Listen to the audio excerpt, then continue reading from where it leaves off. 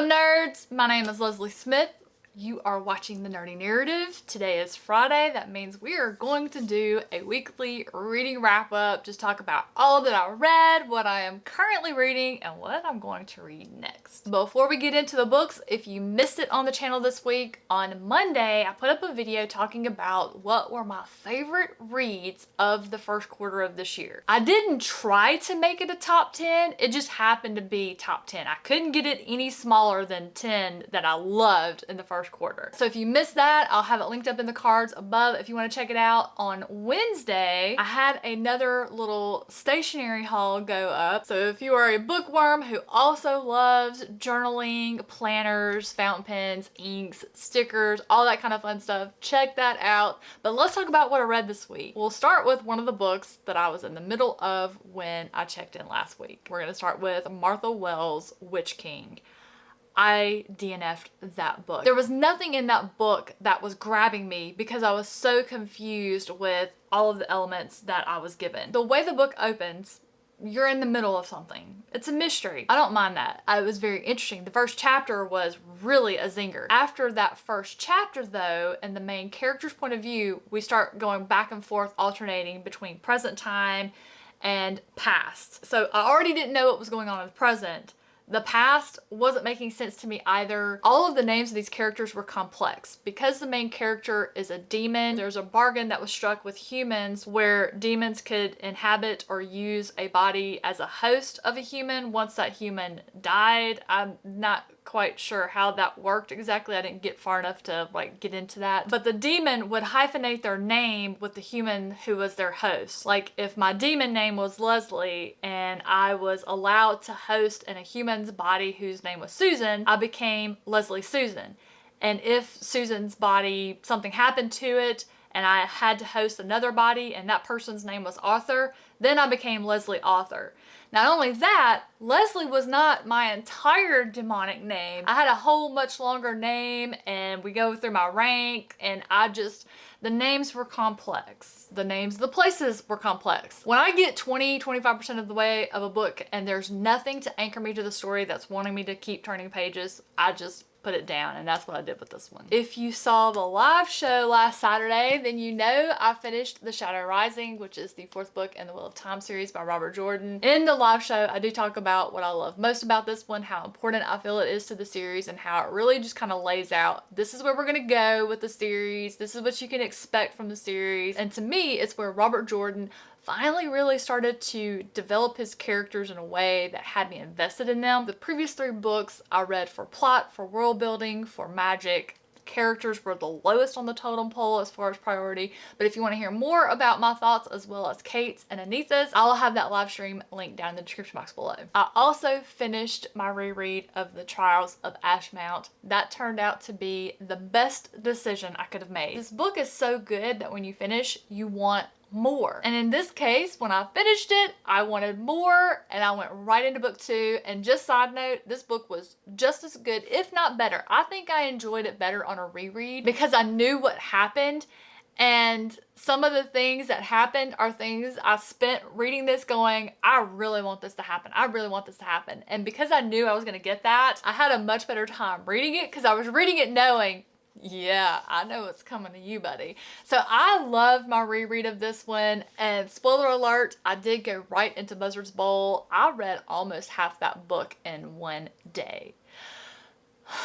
It's killing me right now not to be reading it. Like my fingers are itching for me to just grab my Kindle and read that book. It's so good. So good. If you've read Trials of Ashmount and you thought, wow, that's a really gritty, grimdark, Buzzard's Bowl levels up. But I'm hoping to finish Buzzard's Bowl really, really soon. So I'll have a written review go up as soon as that happens. And for those of you who haven't read The Trials of Ashmount yet, but you're curious, keep your eyes on the channel. Go ahead and hit that subscribe button so you don't miss it. But on May 16th, I've got a little something for you all that haven't read this book yet. With this week being the start of a new month, that means it was time for another Joan Didion essay. This month's essay was Goodbye to to all of that, which rounded out the Slouching Towards Bethlehem collection. Goodbye to All That was a really great way to end this collection. When Joan was 20, 21, she went to New York for a few months, ended up staying for 8 years, and it felt like she kind of lost herself. You know, as a young woman, she got caught up in all of the parties, the lights, just the hustle and bustle of the city. And as she got older, when she was about 28, she really found herself depressed, despairing. It felt like she looked at herself and couldn't see herself. And so she and her husband picked up, went to LA, and that was that. I already mentioned that I am reading Buzzard's Bowl, the arc.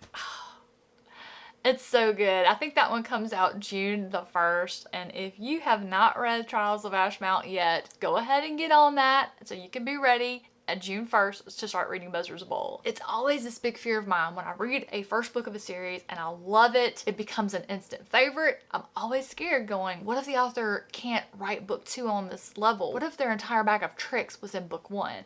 Oh my gosh. Book 2 is just candy. Absolute candy. And if you've read Trials and you're planning on reading Buzzard's Bowl and you just need somebody to just go, oh my God, chapter 20, you don't have to say anything else than that.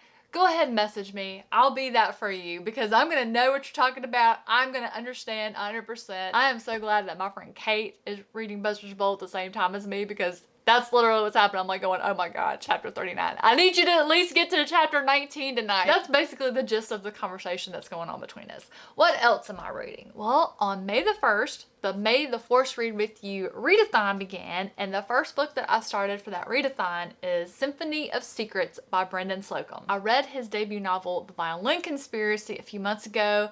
Loved it.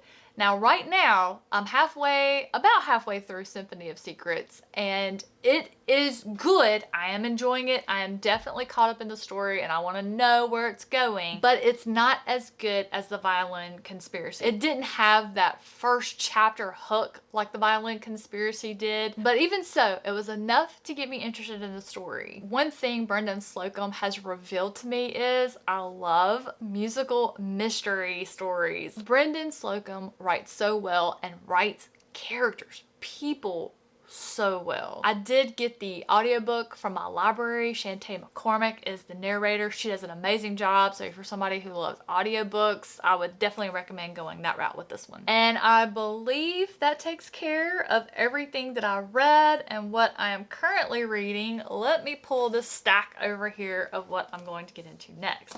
I will be starting, I have my Kindle here as my reminder, which I don't know why I have my Kindle here as a reminder because I just remembered they emailed me a PDF, so I'm probably gonna have to read that either on my computer here or on my iPad. I'll have to investigate further, but I have a short story collection that's gonna be coming out soon called They Hide by Francesca Maria. This collection is going to be published by Bridget's Gate Press. It's gonna be my short story collection, so be looking out on my Instagram for some mini reviews coming out as I start delving into that collection. If my memory serves me correctly, it's 13 short stories that just delve into powerlessness, control, the nature of fear, all that sort of fun thing. So I'm looking forward to starting that one.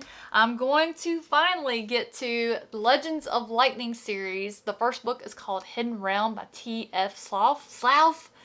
Oh, somebody tell me how to pronounce this author's last name. It's S-L-A-U-F. Somebody help me out here. I don't want to reread the book description to remind myself why I said yes. This is one I accepted for review, but when I accepted it for review, I went ahead and put book 2 on my TBR for next month and the third one the following month. So something about the description of this one really enticed me, so much so that I went ahead and scheduled the entire series. So I'm excited to start this one. This is gonna be the next thing I pick up, as well as The Fires of Heaven by Robert Jordan. I've got the audiobook lined up for this one from my library so I can start immersion reading as soon as I finish Symphony of Secrets, because I can't stop on that one. I have to finish that one. I gotta know how that one ends. I'm so curious about it. I'm at the point of no return. And then I'm going to get into my patron pick of the month, The Diviners by Libba Bray. I'm so excited to read this one. This is another book that's been on my shelf for years, people, on my shelf for years. I'm finally getting to it. I remember like 3 or 4 years ago, there were some really large channels on BookTube that were involved in the cover reveal for the 4th and final book of the series. It was 3 girls that